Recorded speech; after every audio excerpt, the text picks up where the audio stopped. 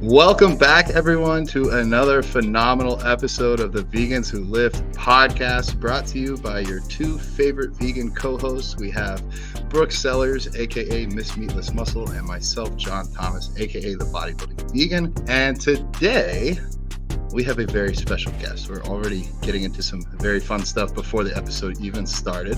But today we'd like to welcome Amanda to the podcast. She's a veg nutrition athlete, and I'm sure many other things, but we got the chance to meet her in LA at the veg meetup. And so we thought, why not bring her on the podcast? But first, let me ask Brooke, how are you doing today?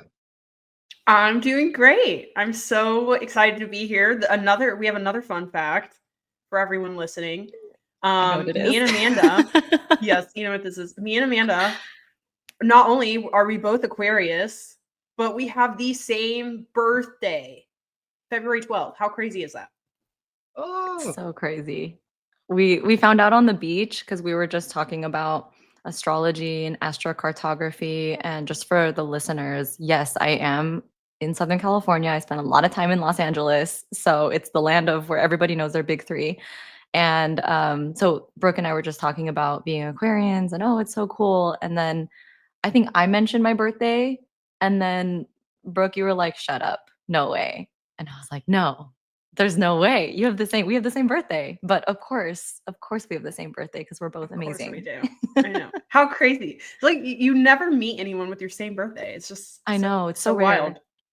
But the yeah. person that actually helped me go vegetarian at 10 years old had the same birthday, born the same day, actually. Our parents knew each other, and we were somehow conceived and born basically I don't know if we were conceived on the same day, but born on the same day.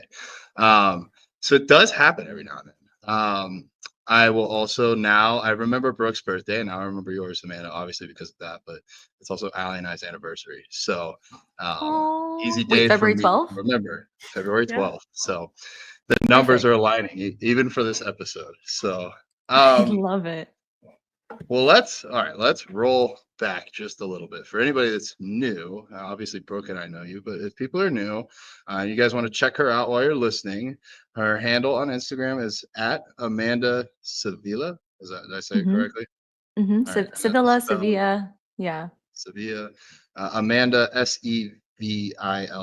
Check her out. A wealth of information. She posts a lot of really cool stuff. I enjoy watching your stuff. It's not just motivational, which is obviously important. Like a lot of us bodybuilders are like already disciplined, but I think it helps us to kind of delve a little bit deeper into the why. But anyways, I talk a lot. Rolling all this back, we were just talking about your birthday. How old are you now? I'm 29 years old. 29. Okay. You and Brooke are close in age too. Very close. Yeah. Let's roll back to the vegan origin story. How long have you been vegan? I have been vegan for 10 years. This is my 10th year. So again, doing the math, classic. 2015 was my year of like fully deciding to go vegan. And then, just I think after the second year, things get so much easier. The first 2 years, in my opinion, and this is just from like having friends who are vegan and going through this journey together. I feel like the first 2 years is all about, why didn't anybody teach me this? Or why doesn't everybody in the world know this? Everybody has to be vegan. And then learning all the different ways to eat plant-based when you're in different towns, in different restaurants, in different cities and countries as well. And then I would say like after the third year for sure, I was just like, okay, this is just my life now. And then 5 years rolled around and I thought, wow, that was crazy fast. Then 8 years came around and I thought, okay, I'm a veteran at this point. And so 10 years came in and it didn't feel like there was this huge like celebration. I didn't throw a huge party, but it is an incredible milestone for me personally to know that I've been living a life that is so and with a lifestyle that is just so in alignment with me that it's felt so natural for 10 years. Wow. That is goals. You're amazing. How long have you been vegan? 8, so I'm like right behind you. Yeah, you're right there. In a blink of an eye, you'll be like, wow, 10 years. Yeah. It, like you said, it really goes by so fast. And all of a sudden you're just like, wow, So what did it for you? What was the moment where you were like, I need to make a change. I need to cut out animal products. So I was vegan. I chose to be vegan once before that, and that was when I was very deep in an eating disorder, and in my head I was like, yeah, vegan means that I get to cut out everything. And that was very not healthy for me. So then I had to go back into like eating vegetarian. I remember through my eating disorder recovery in the clinic, they didn't let anybody be vegan, but they allowed people to be vegetarian. And so that's what I stuck with because I remember reading this book, and this was in high school too. I read this book called, is it Eating Animals by Jonathan Yes. I don't know if I remember his last name, but I read that book and I thought to myself, this is kind of fucked up. Can I curse on this? I assume Oh, so because yes. I know that you guys Oh, do, but I'm yes. like, yeah, I'm just like, I remember reading it on the plane. I was on a plane ride to the Philippines with my dad, and I was like, this is so fucked up. Like, I'm not eating meat. So when I was in the Philippines, I like refused to eat any meat, but that spiraled into something unhealthy for me.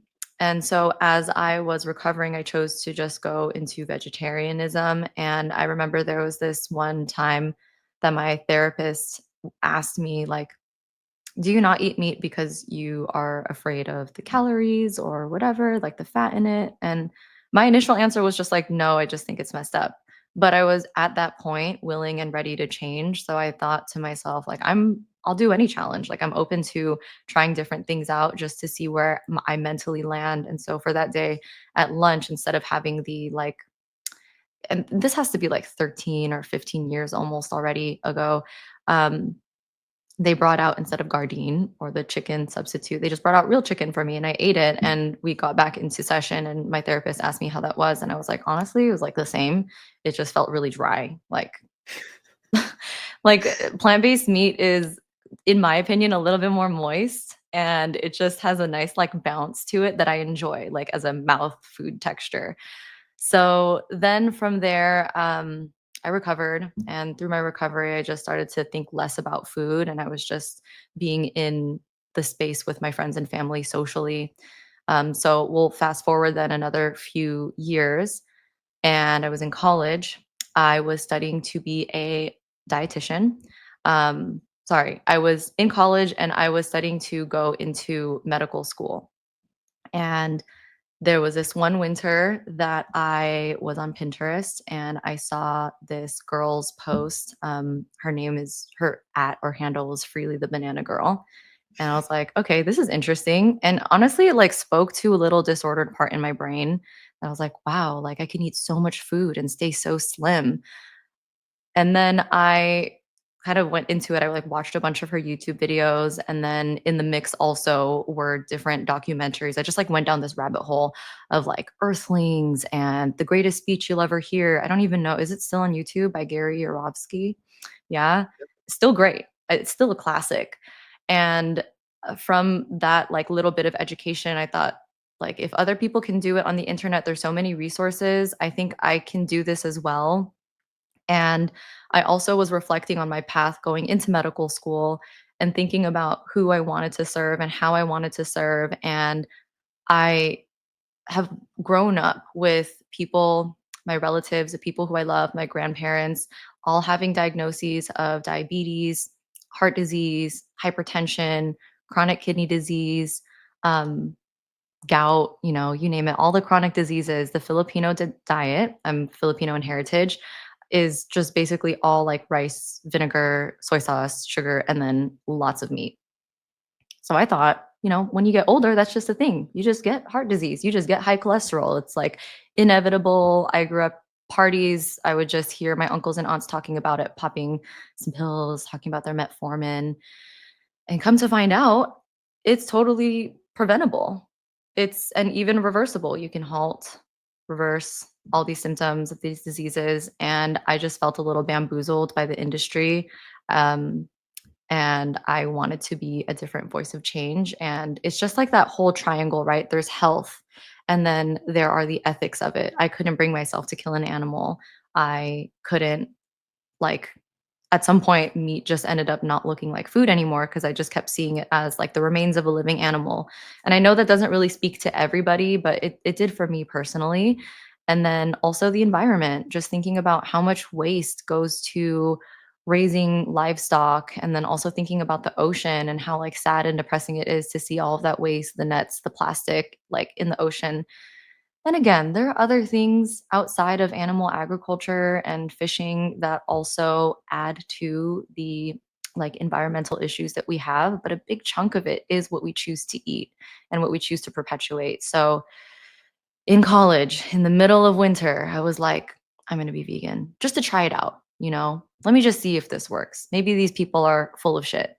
So I tried it, and a week into it, I was like, "Oh no, I immediately feel better." I feel like I have so much energy. I feel like I can study really well. Like I don't know, it's like I had so much more energy than coming into college. And so from there, I decided that instead of graduating with your typical like chemistry, biochemistry, I wanted to study nutrition, and I wanted to specifically study plant based nutrition. Again, I think it's just this part of me that always wants to make sure I check all the boxes. So I wanted to study nutrition because if I was going to as a future physician, in my head that was like the track that I was going down. If I was going to talk about plant-based nutrition, I wanted it to be like evidence-based, spot on, and actually valid. So I went into nutrition. I actually applied to and transferred into the school. It's called Loma Linda University. Loma Linda is one of the blue zones of the world, and it's in Southern California.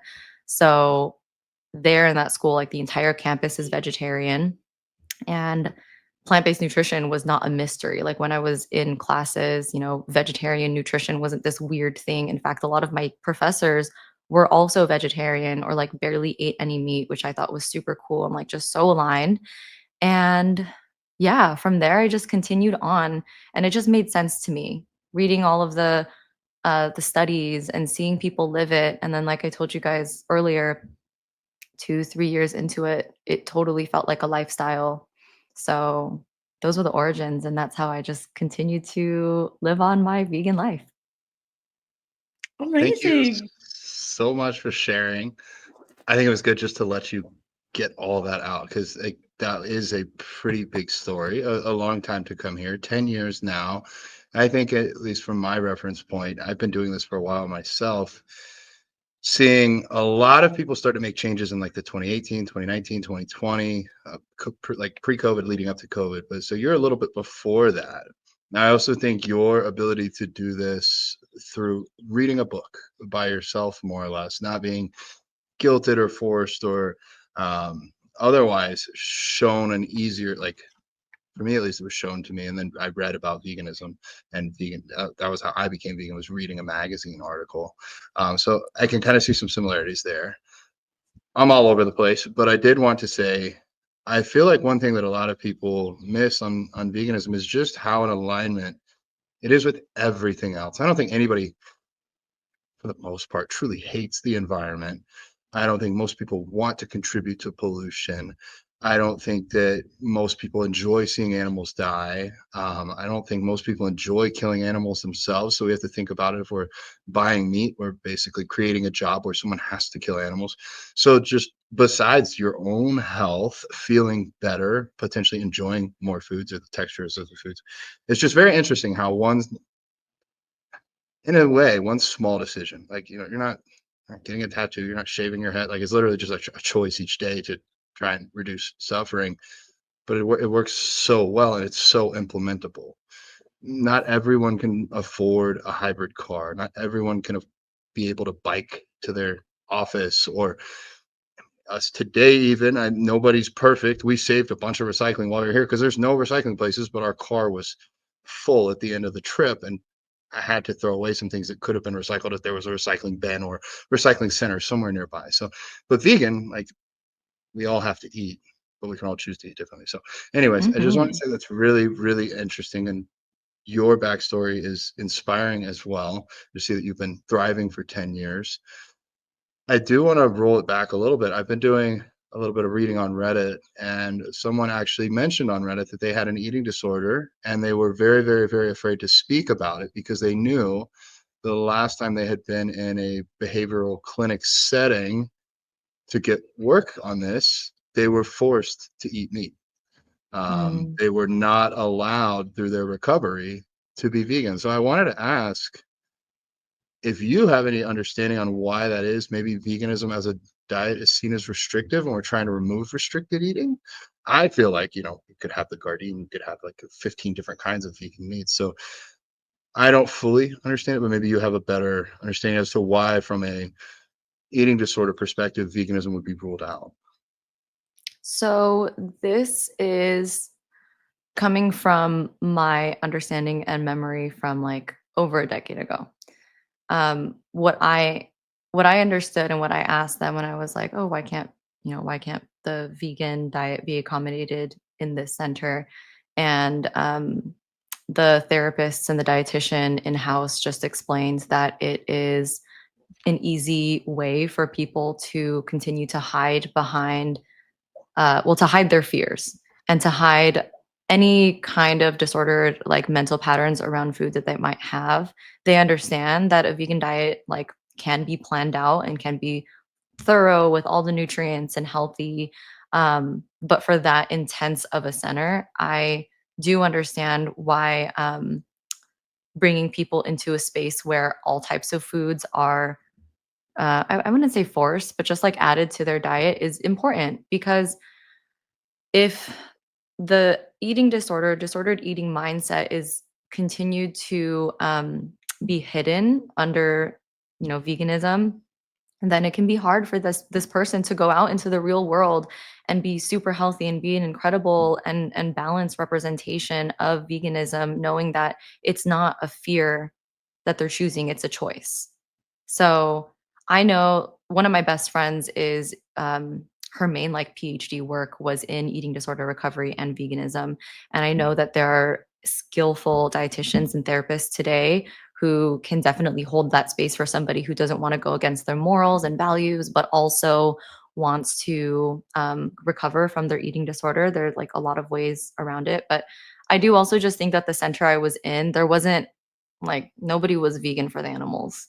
None of the therapists, dietitians, psychiatrists, like they weren't vegan and didn't really understand the fully plant-based lifestyle. So I think it just wasn't something that they really did more research on. Like, how can this be done healthily and ethically while also bringing this person who's stuck in their own ways of thinking about food back into the light? So I do believe that maybe if there were dietitians or therapists, psychiatrists on the team who understood ethical veganism and could see a patient coming in, like see where they're coming from and understand them and hold their space at that level, I think that maybe that kind of diet could be accommodated there, but it just depends, I think, on the availability and whether or not it's well known. Does that make sense?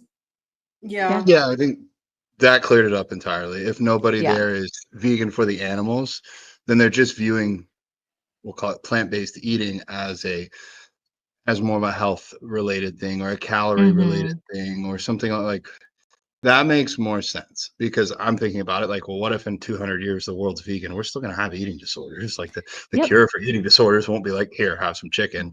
It'll be, well, let's delve into this a little bit deeper. Why do you feel you can't eat this, or why are you restricting this? Things along those lines. Um, One more question for me. So the first time that you had attempted this vegan lifestyle, it sounded like you kind of jumped in, just removed meat, but then it wasn't as sustainable for you. So what did you Yeah. do differently the second time that helped it click for you? I ate so much food, John. I ate so much. Like and Brooke, like at that time also I was running a lot. I spent my first 2 years in university in Boston. Hold on, it froze. Did it freeze for me? Did you No, guys? Oh, you're good. That was I good. still see Okay. you. Yeah. Awesome. So my first 2 years of university, I was in Boston, so I was running a lot, and then I was also just eating a lot. And I did a little bit more digging on nutrition and nutrition needs for somebody who was as active as me. And I thought to myself, this was also like the activism part within. If I can run this much and still look extremely healthy, not look like I'm losing a bunch of weight from the vegan diet and running, and I could be like a healthy looking representative, like I feel like I've done my part. Incredible. So then that's what I did. I was eating up to like 28 to 3,000 calories a day, just lots of starches, lots of fruit, lots of vegetables, lots of healthy fats. And that is the difference in a not so healthy food and like diet mindset. It is so easy to just be like, yeah, I'm eating enough on a vegan diet because you feel like volumetrically full, but that's not the same in terms of macros and even micronutrients too. So micronutrients are so helpful for metabolizing all the macros that we have into energy. So when there's not enough of anything, but you feel full, it is not sustainable because then, okay, and your skin starts losing its glow and its luster, and your nails start to feel weak, and your hair is falling out, and like your digestion's so slow, and it's hard to pick up things and remember things and feel like confident, you know. So the biggest difference is truly like I did my research. I actually did my research because I wanted it to be sustainable, and then I took the steps that I needed in order to make it feel sustainable. Awesome. Yeah, those are some big changes. Well, Yeah. me and John got to experience your gift as a yogi in Mhm. LA when you led us through your yoga class on the beach, which was awesome. So how did you get into yoga? I mean, from running in college, what made you transition into more yoga? So I'm like, yay, I'm so happy you asked this question.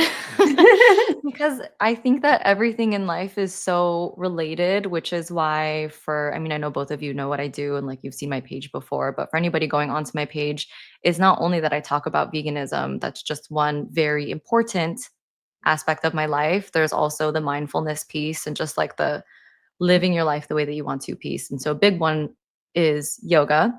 And I've been practicing yoga since I was in middle school, actually. My sister, my older Wow. sister, also an Aquarius, she got into yoga first and she brought me with her to a few classes at a local studio. And I continued on without her. And I went to some classes in Boston, and I would do online, like just through YouTube, yoga classes, just because they were an easy way for me to get like that stretching and recovery. And also, when I was going through my recovery, yoga, like gentle yoga, was pretty much the only kind of exercise and movement that was like on the allowed list.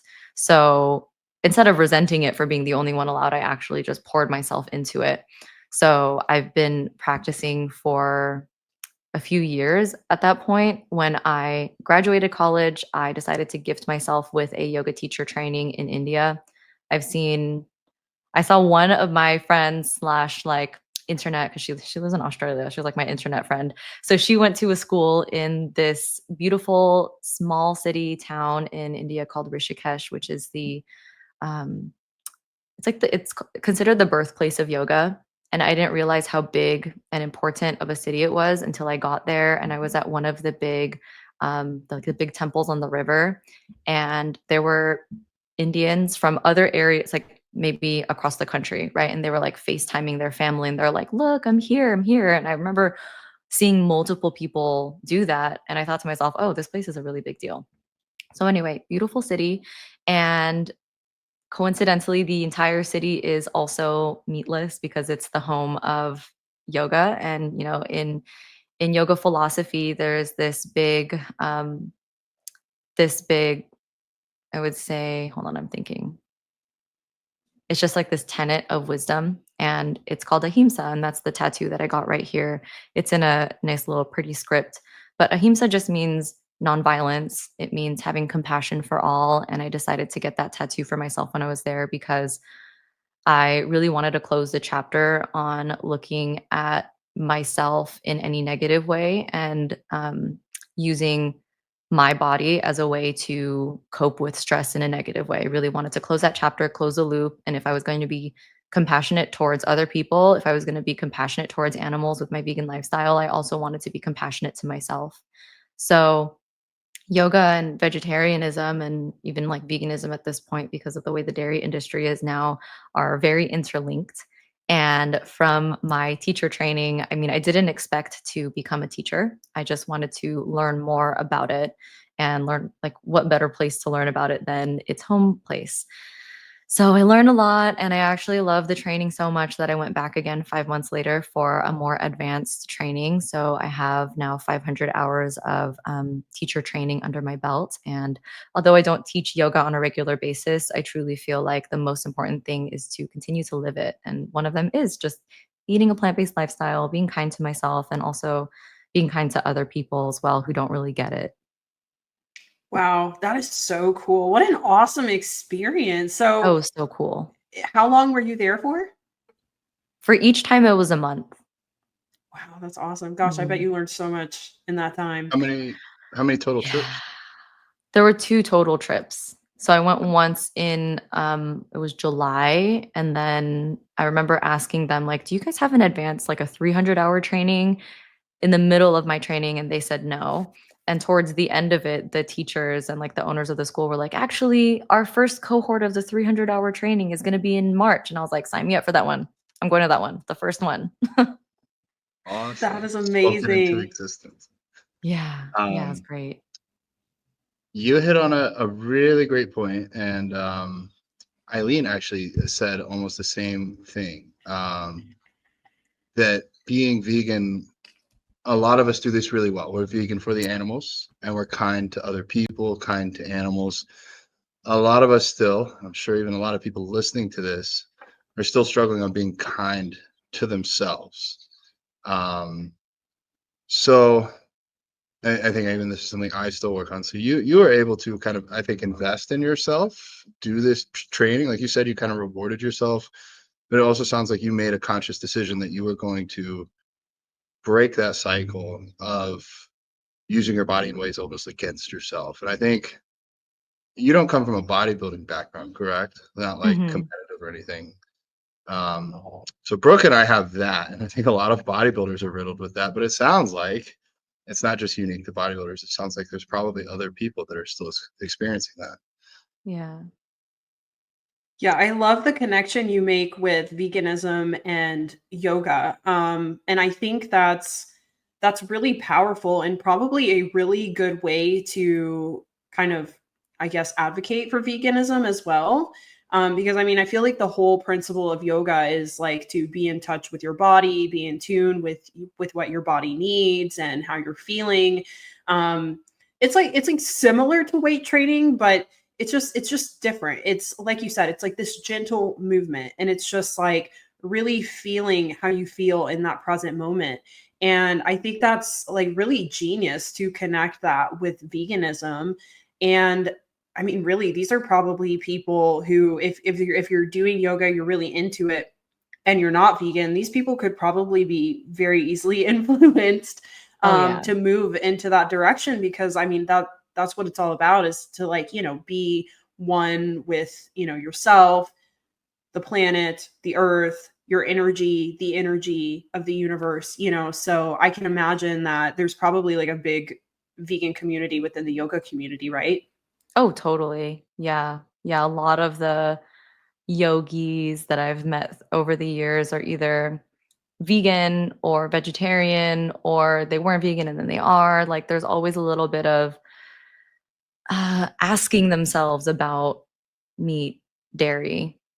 One of my best friends that I met through the yoga studio that I was working at, actually, I remember she's also Filipina like me, so she was working at the front desk, and I was like, "Are you playing the music? Because these are really good jams. Like, this is your playlist." And she was like, "Yes, girl." And I was like, "Oh, awesome!" I saw she was holding the smoothie from next door, and it's the smoothie that everybody, like all the teachers, have been drinking. It's like, I think it was like Java mint chip, and I've never tried it. I've just seen them. And I was like, "Is that the Java chip smoothie from next door?" And she goes, "Yeah, do you wanna try it?" And I was like, "Oh, is it vegan?" And she goes, "I'm vegan." And I just I was like, "Wow, that's so niche. Of course I'll try it then."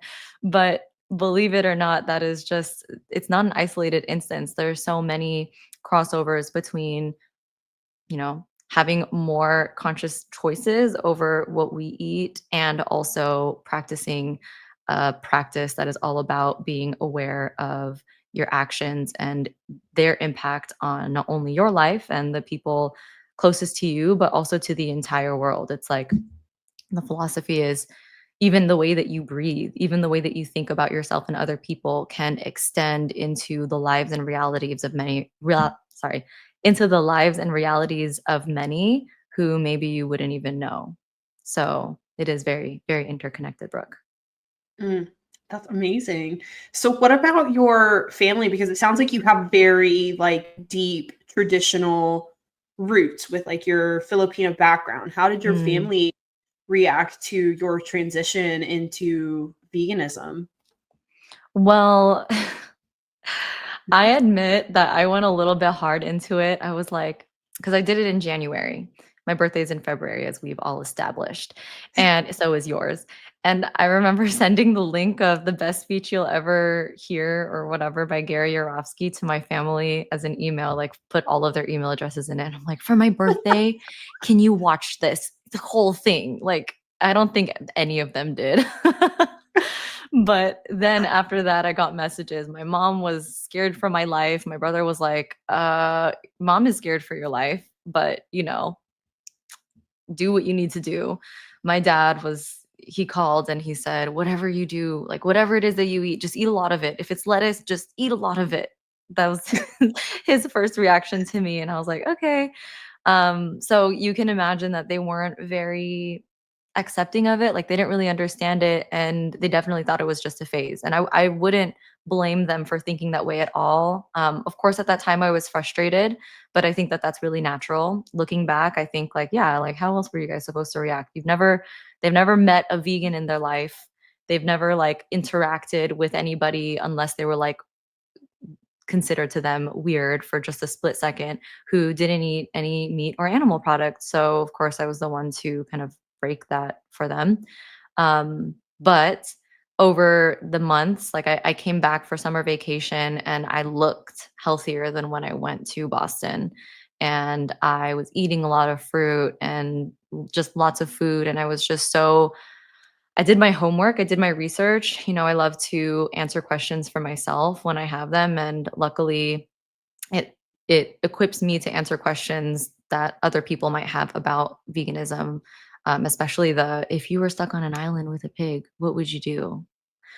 Those questions come up, and then of course there's the classic, where do you get your calcium, where do you get your iron, where do you get your protein, what about your vitamin D, what about your zinc, magnesium, all of those small minerals. And I feel very grateful that I allowed my curiosity to get the best of me and get that research done, because by the time I came home and everybody was asking me questions about it, I had the answers. So that's always something that I recommend to people who might be coming from a background that is um, a lot of cultures in the world are based on predominantly meat-centered dishes.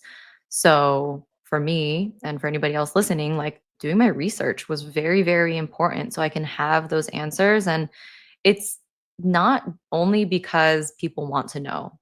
I was well aware that people were just asking me because they wanted to know if I knew my shit or not, or if they, like, oh, she doesn't know where she gets her protein. So I was like, I'm gonna be prepared. It's gonna be Mhm. tofu, it's gonna be lentils, it's gonna be tempeh. I don't think I had seitan at that time, but now it was thrown in the mix at some point. So, yeah, just being able to answer the questions to my family and show them that I'm not this like crazy person who can only eat like a nibble of lettuce at the function. And, like I come in and I have whatever's available and I like bring my own stuff. So after a few years, family parties, um, people stopped looking at me and thinking, oh my gosh, like, is a mushroom vegan? After a few years, I would come to family parties and they'll be like, okay, so this doesn't have any meat in it. This, I don't know. I'm gonna have to check. I think there's egg in there. So yeah, I think that it can be hard for anybody coming into, their home culture that's not very familiar with eating less meat. But when you do your research and also just are very mindful of why your family members or your friends might be asking you these questions and it's out of curiosity, um, then it can just be a very easy transition. And you never know who you are going to influence. Brooke, I remember your story about your mom. So that's sticking in my head for sure. And I have a really similar one. Like my dad eats mostly plant-based now. My brother he eats fully plant-based, save for a few times he checks his food. He's a caterer. He catered our veg weekend, and he started with like barrel smoking or something. Like he started with the big barbecue grills and smoking meats. And when I was talking to him, he was like asking me a lot of questions about my vegan lifestyle. He started to dabble a bit more, and his ACL injury started to heal so much faster when he was not eating any meat or dairy. And he was like, well, that's enough for me. Do I have time for a story about, Yeah. Yeah. yeah. So I will change a lot of the names just because it is, and it's a lot of the elements because I don't want to breach any private information. But to the point of, you never know who you're going to influence just by sharing a plant-based lifestyle as something that you choose to do that is right, without thinking anybody who isn't doing it is wrong. I worked at a hospital as a clinical dietitian, and I was going into a patient's room for um, just like an education on diabetes or heart disease. I forgot. I think it's heart disease. And so I remember seeing the name on the list and I was like, no way. Like that last name looks really familiar. And I'm not sure if that's him or not. So I walk in and I'm like, yep, that's my old soccer coach from years ago.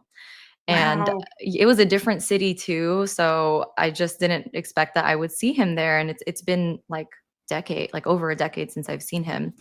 And just to not make him feel uncomfortable, I didn't mention like, "Hey, I know you." I was just talking to him about, his diet and what's going on and blah blah blah. And um, when I did patient educations, I would always print out a little thing from PCRM about heart disease, cholesterol, diabetes, and just like little bits of information on a plant-based diet. And I put it in with our standard education that the hospital would print out. And so at the end of it, I remember telling him, like, have you heard of a plant-based diet, a vegetarian diet, fully, vegan diet? And he mentioned that um, he doesn't eat a lot of meat, whatever. And then I just told him a few facts about heart disease and cholesterol. And I was like, there's a lot more information and a website in a paper in here if you ever wanted to learn more. And my card is also here. And he looked at my card and he was like, do you have siblings? Like, did you play like soccer anywhere around this area? And then I was like, oh, yep, it's me, hi. And so he's also coached my siblings before too. That's how he remembered me. And me and my siblings are all like copy paste faces. So that was the last that I heard from him in a while. And my brother, bringing him back into the story, is a caterer. A couple years later, he calls me and he was like, hey, I did a fun catering event for the city, and a lot of our old soccer coaches were here. And you'll never guess who was there and who's basically vegan. And I was like, who? And then he told me, Mr. Smith was here. And he said that a couple years ago, a Sevilla came into his room and changed his life, because now Oh. he hasn't gone back into the hospital. He mentioned to my brother that like his uncles and his brothers and his dad have all had high cholesterol, heart disease, and a few of his family members have died from having high cholesterol. And he was like, that day really changed my life. And that was years apart. So I left that shift that day thinking, okay, like just another day, I'm going back home. But little did I know that that would really change his world. And that's always been my MO, is that I know that I'm not going to change everybody in the entire world's life, but to the one person that I could possibly, influence in a positive way, that's their entire life. That's their entire world. And that means that's enough for me. So yeah, thank you for letting me sharing that. Beautiful. I'm so glad you shared that. That is powerful. What a powerful Yeah. story. And I was recently speaking with an activist, and I told him, like, maybe if we get 1 out of 100 people that we talk to go vegan, that's like a good metric. Like, at least we're getting somebody. And he's like, but you have to remember that one person you got, they were probably already close to being there. Mm, And then also the other people that you don't get right then, you're planting a seed. And so yes. Yeah. I think that this story is powerful because, like, we don't always get to see the ones that we get. Like, Hmm. if your brother wasn't a caterer or had stopped catering, you wouldn't even know. So there's, for every Yeah. one time, there's probably 10 or 20 that you don't know about. And I think going back to your original part, where do you get your calcium? Where do you get your protein? Where do you get your B12? a lot of people are going to ask those questions because they want to not have to change. They'll be like, well, I know I get protein from meat, so I don't have to change. Where do you get it from? Do you even know? And as a way of like defensive, but maybe somebody does actually want to know, and then you're able to help educate them. But just by being you, by showing up as the vegan at the party, that changes the world. And for anybody listening to this, that you can help be a part of that change, whether you speak about it, whether you wear the shirts like me or Brooke. You are probably going to be that person's, if it's a friend or family member, their closest and strongest connection with veganism. And what changes over time too, I'm sure your family, Amanda, when you first went vegan, they're like, oh my God, we know vegans. We know how vegans are. But now, if I were to go ask any of your family members, oh, tell me about veganism. Oh, well, Amanda does this, or this is what Amanda eats, or oh, Amanda taught us this. And every single person that's vegan that's listening to this, that you get to be that person for your family, for anybody close to you. And you never know just how many animals you're going to save, but also how many people. So I think it's incredibly powerful. And I really do appreciate you sharing such a story. And I think it's inspiring. And my fire is lit to go tell some more people about veganism. Before we go, because we got a little bit more time, I want to get into more present day. And I also know you have some things coming up, and I think now would be a great time to plug them. Why not? Let's do some shameless self-promotion here. I know Tulum is at least one of them, correct? Let's talk about that a little bit, because I know that people are looking for community as vegans. And so if this is an opportunity for them to be around some other vegan people, maybe they want to jump on it. So why don't you tell us what you got going on? Beautiful. Thank you so much for giving me the space and opportunity to do this, and possibly for anybody else to hear about a retreat that might be perfect for them. But I host, this is going to be my third annual, it's called the Nourish to Flourish Women's Wellness Retreat in Tulum, Mexico. And it, again, happens every year. And it is just about resting, rejuvenating. There are a lot of retreats out there that are very transformative, that really, there's lots of workshops that are fiery and they get you pumping, they get you going, or they get you to examine your deepest traumas and release them. And while there's space for all of that at this retreat, I wanted to make it one where, for most people, don't have the liberty to take a full 2 weeks off, or 1 week is like vacation retreat and then the other one is recovery. I understand that. I came from a world like that. I wanted to create a space where women can come, they can let their guard down, they can wake up and not have to plan anything other than just get to the temple, which is where we do our morning yoga classes, and just let the day bring them along without having to go home and then recharge and reset themselves for another 3 or 4 days.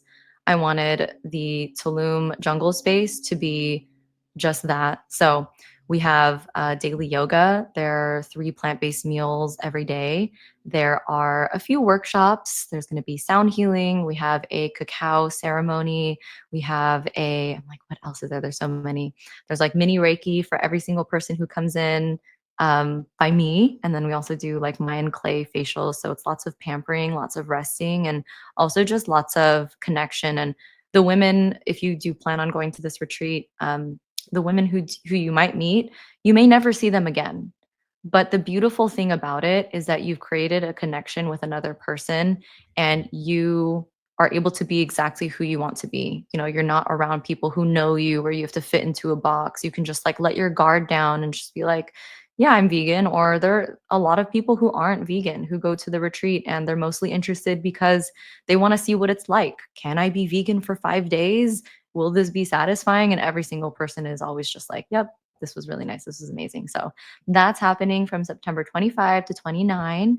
And there are only limited spots available because I'm an introvert. And when it comes to really big crowds for a long period of time, I'm like, no, but 8 people is a really sweet spot for me. And it allows me to have really great connections with each person. So that's what's coming up very soon. Amazing. So exciting.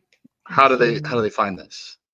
They can find this through my Instagram, and I would just say through my Instagram link in bio. I can also send you guys the link to put in the show notes as well. Yeah. That would be great. Yeah. You can send me or Brooke, or I guess both of us, the link directly after. We can make sure it's in the show notes. Sure. Amazing. Well, we got like 3 minutes, not a whole lot of time, but I just want to say thank you again for coming on. Thank you for being a safe place for other vegans to express themselves and be around, and other people that are maybe vegan curious. I think you do great outreach. Brooke, did you have any more questions? No more questions. Just, thank you so much for sharing your time with us. I think you're a great example for everyone of, what can be accomplished and what kind of impact you can have when you are educated on plant-based diets and nutrition, and also represent it in a healthy and vibrant way. You can really impact so many people, and it's just more power. Like, the more you know, the more power you have. So I think you're a great example of that. And I would love to see you in Tulum. It's like my favorite place ever. So hopefully I'm out of prep and I can make it, and I'll see you there. I would love to see you and Allie too. Yes. Yes. Well, all right. Since we all are sponsored by Veg, just want to shout them out as well. Veg is an amazing company. I absolutely love all of their products. I believe in the people there, including everybody on this podcast right now. And if you guys want to support the podcast, you can use code Vegans Who Lift to help save on your order and help us keep this show going for free. So I think that's it. You guys, please go check out Amanda Sevilla on Instagram. She's an awesome person. You guys will be motivated daily if you follow her. And I'm sure she's a safe place to reach out if you have any questions about disordered eating, veganism, retreats. So hit her up, go support her, and we'll see you guys on the next episode. Thank you so much. Thank you so much for tuning in to another episode of the Vegans Who Live podcast. Please, please, please support us by taking care of our show sponsors. They are a huge part of our success. They take great care of us. First, we have Green Bites Go. You can use code #Vegans Who Live to save 25% off your order. That is the biggest deal they give literally anywhere. And we also want to give a special shout out to our supplement sponsor, Veg Nutrition. And you guys can use code Vegans Who Live to save on your order. Thank you guys so much for tuning in. Make sure to like and subscribe so that you don't miss any other episodes.